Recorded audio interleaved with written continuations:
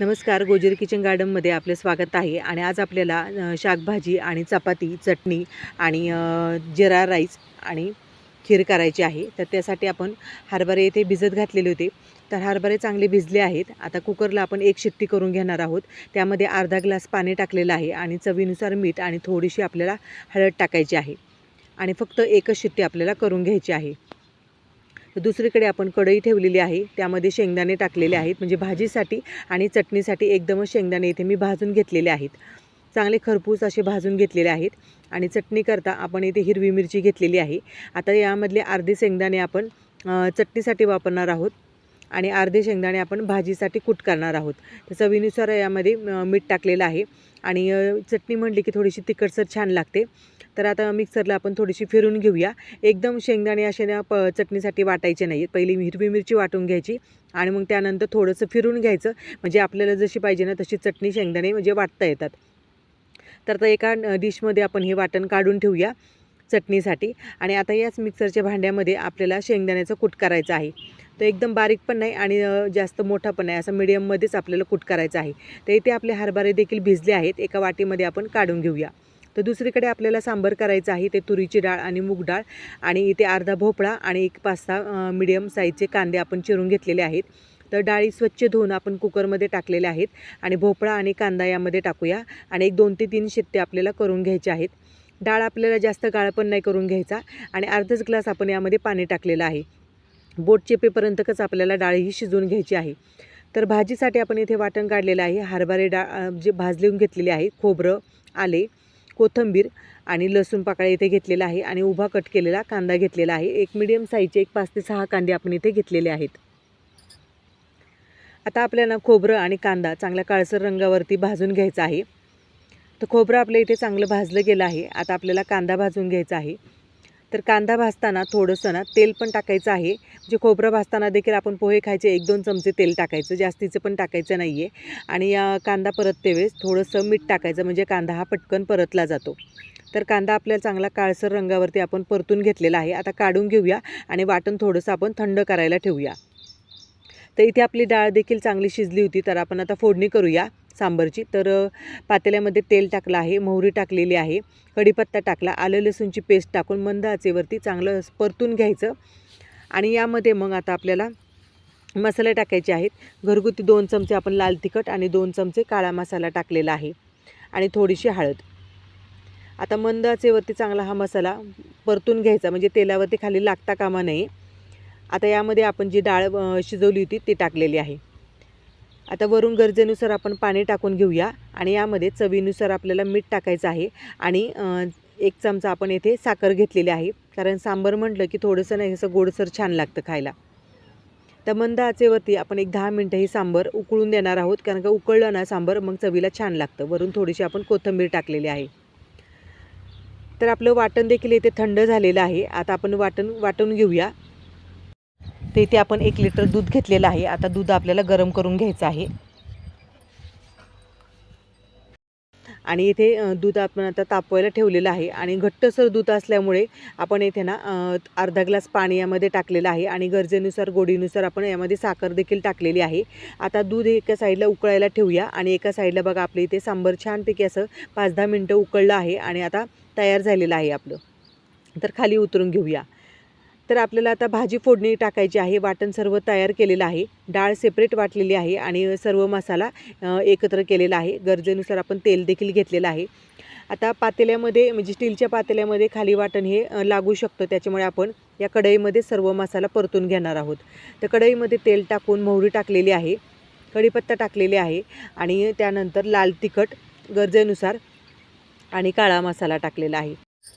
थोडीशी यामध्ये हळद देखील टाकलेली आहे आणि मंद आचेवरती एक मसाला चांगला परतून घ्यायचा आहे. आता यामध्ये कांद्याचं वाटण पहिलं टाकलेलं आहे आणि नंतर जे वाटण आहे बाकीचं ते टाकून आपण एक मसाला चांगला तेल सुटेपर्यंत आपल्याला परतून घ्यायचा आहे. कारण का तेल सुटेपर्यंत जर मसाला परतून घेतला आपण, म्हणजे मसाल्यातला एक कच्चेपणा नाहीसा होतो आणि तरी पण ते म्हणजे कढईला तेल सुटलं जातं ना, त्याच्यामुळे छान तरी पण येते. तर आपला मसाला इथे चांगला परतला आहे. आता शेवटी आपण जी डाळ वाटली होती, डाळ आणि कोथिंबीर टाकलेली आहे आणि पुन्हा एकदा 2 मिनटं परतून घेऊया. आता इथे बटाट्याच्या आपण फोडी केलेल्या आहेत आणि बटाटाना स्वच्छ 2 पाण्याने आपण धुवून देखील घेतलेला आहे. आता वाटण आपलं चांगलं परतलं गेलं आहे. वाटणामध्ये टाकून घेऊया आणि मंद आचेवरती एक 5-10 मिनटं आपल्याला बटाटा चांगला परतून घ्यायचा आहे आणि वाटणाचं पाणी टाकून 5 ते 10 मिनटं मंद आचेवरती आपल्याला शिजवून घ्यायचं आहे. कारण की आपल्याला स्टीलच्या पातेल्यामध्ये मोठ्या फोडणी करायची आहे. खाली लागू नये भाजी म्हणून आपण यामध्ये परतला म्हणजे कढईमध्ये परतलेलं आहे. तर वाटणाचं पाणी टाकून आता मंद आचेवरती 5 ते 10 मिनटं आपण बटाटा हा शिजवून घेऊया. तर दुसरीकडे आपल्याला आता शेवई करायची आहे म्हणजे खीर करायची आहे शेवयांची. तर ते शेवयांचं मार्केटमध्ये जी मिळते पाकेट ते घेतलेलं आहे आणि चारोळ्या आणि ते काजूचे काप घेतलेले म्हणजे बदामाचे काप केलेले आहेत. आता साजूक तूप आपण कढईमध्ये टाकलेलं आहे आणि शेवई ना थोडीशी 1-2-3 मिनटं आपल्याला फक्त परतून घ्यायची. जास्त पण लालसर रंगावरती परतून घ्यायची नाही आहे आपल्याला. तर एकीकडे ना दुधाला छानपैकी अशी उकळी आलेली आहे आणि साखर देखील विरघळलेली आहे आणि थोडासा घट्टसरपणा आलेला आहे त्याला. आणि आता ना आपल्याला शेवई टाकून घ्यायची आहे. तर आता शेवईला ना जास्त शिजवावं लागत नाही बरं का. आता आपण यामध्ये बदामाचे काप आणि चारोळी टाकून घेऊया आणि शेवई टाकल्याच्या नंतर फक्त 2 ते 3 मिनटं आपल्याला फक्त उकळून घ्यायची आहे आणि मंद म्हणजे गॅस बंद करून टाकायचा आहे. म्हणजे वाफेमध्ये ही शेवई होऊन जाते आणि अगदी झटपट होते. आता वरून 1-1.5 चमचा आपण तूप टाकलेलं आहे यामध्ये. आता आपण गॅस बंद केलेला आहे आणि याचं झाकण ठेवूया म्हणजे आपली शेवईची खीर आहे ते तयार झालेली आहे. आता एकीकडे ना आपला बटाटा देखील ना चांगला असा वाफवलेला आहे आणि आपण ना इथे सांबर काढून ठेवलेलं होतं. पहा इथे छानपैकी असा बटाटा ना मंद आचेवरती 5 ते 10 मिनटामध्ये मस्तपैकी असा मऊसूद होतो. आणि दुसऱ्या गॅसवरती आपण पाणी देखील ठेवलेलं आहे कारण की भाजीसाठी आपण गरम पाणी वापरणार आहोत. आता पातेल्यामध्ये ना खाली स्टीलचं असल्यामुळे थोडंसं तेल टाकलेलं आहे म्हणजे जेणेकरून भाजीमध्ये देखील तेल टाकलेलं आहे. पण स्टीलचं पातेलं घेतल्यामुळे भाज्या खाली करपू नये म्हणून थोडंसं तेल टाकायचं. आणि यानंतर सर्व बटाट्याची भाजी आपण टाकलेली आहे आणि वरून आपण शिजवलेले हरभरे टाकलेले आहेत. आता त्यामध्ये गरजेनुसार पाणी आणि चवीनुसार मीठ टाकलेलं आहे आणि वरून थोडीशी आपण कोथिंबीर घालूया आणि दाण्यांचा कूट टाकूया. दाण्यांचं कूट सगळ्यात शेवटी टाकायचा म्हणजे तरी तशीच्या तशी राहते. जर आधीच जर शेंगदाण्याचा कूट टाकला तर मग तरी नाही का थोडीशी कमी होते. तर आता इथे आपल्याला चटणी करायची आहे. तर चटणीचं वाटण आपण आधीच केलेलं होतं. आता कढईमध्ये थोडंसं तेल टाकलेलं आहे आपण आणि चटणी चांगली मंद आचेवरती खरपूस अशी भाजून घ्यायची म्हणजे खाताना छान लागते ती. तर आपली इथे चटणी देखील झालेली आहे. आता ना फूड प्रोसेसरमध्येच मी पीठ मळून घेणार आहे. तर इथे पीठ घेतलेलं आहे चाळून, थोडंसं तेल टाकलेलं आहे, चवीनुसार मीठ टाकायचं आणि भांडं लावून घ्यायचं आणि त्यानंतर गरजेनुसार यामध्ये थोडं पाणी टाकून म्हणजे कसं आयत्या वेळेस आपल्याला ना थोडीशी गडबड असते की अशा साधनांचा आपण उपयोग केला पाहिजे. तर मग पीठ ना लगेच असं 1-5 मिनटं नाही 2 ते 3 मिनटामध्येच पीठ चांगलं मळलं जातं आहे आणि छानपैकी अशा मऊसूत चपात्या होतात. तर आता आपल्याला हे पीठ एक 10 ते 15 मिनटं चांगलं भिजलं जाईल बाकीची तयारी करेपर्यंत. तर आपण आता पीठ काढून घेऊया आणि कोणतंही असं चिटकत नाही खाली.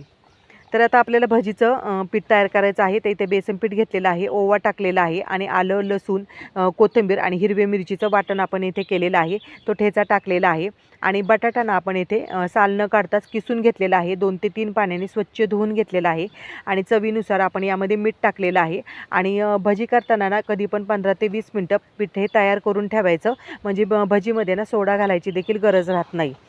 तर आता इथे आपण पातेलं ठेवलेलं आहे आणि जिरा राईस करायचा आहे. तर पातेल्यामध्ये आपण तेल आणि तूप थोडं टाकलेलं आहे. अर्धं तेल आणि अर्धं तूप म्हणजे 2-2 चमचे आणि यामध्ये आपण जिरं टाकलेलं आहे, शहाजिरे आणि साधे जिरे आणि तमालपत्र देखील टाकलेलं आहे आणि पाण्याला उकळी आल्यावरतीच आपण इथे इंद्रायणी तांदूळ टाकलेला आहे. चवीनुसार मीठ टाकून छानपैकी असा भात मंद आचेवरती आपण होऊन दिलेला आहे. तर आपला इथे सगळा स्वयंपाक झालेला आहे म्हणजे सांबर भात झालेला आहे आणि गावरान हरभरे आपले घरचेच होते आणि शाकभाजी बटाट्याची झालेली आहे, खीर देखील झालेली आहे. आता भजीचं पीठ म्हणून ठेवलेलं आहे म्हणजे नाही का चांगलं भिजतं आणि भजीचं पीठ आहे ना असं चांगलं भिजून ठेवायचं म्हणजे ना सोडा मग घालायची देखील गरज लागत नाही, एवढी छान भजी होते. कढई ठेवली आहे आणि कढईमध्ये आता तेल टाकून घ्यायचं. खीर वगैरे आपल्या इथे सगळा स्वयंपाक इथे झालेला आहे. तर चला आता चपात्या लाटून घेऊया. आता इथे आपण चपात्या लाटून घेऊया आणि छानपैकी अशा मऊसूत चपात्या होतात. आणि दुसरीकडे आपण कढई देखील ठेवलेली आहे आणि तेल देखील गरम झालेलं आहे. भजी करताना जास्त कडकडीत पण तेल करायचं नाही आहे. मीडियम गॅसवरती भजी ही छानपैकी अशी खरपूस रंग येईपर्यंत तळून घ्यायची. आणि आज केलेला स्वयंपाक जर तुम्हाला आवडला असेल तर जास्तीत जास्त शेअर करा, लाईक करा आणि सबस्क्राईब करायला विसरू नका. आणि नक्कीच अशी भजी एकदा तरी करून पहा, खूप छान होते चवीला. तर चला, व्हिडिओ पाहिल्याबद्दल मनापासून धन्यवाद.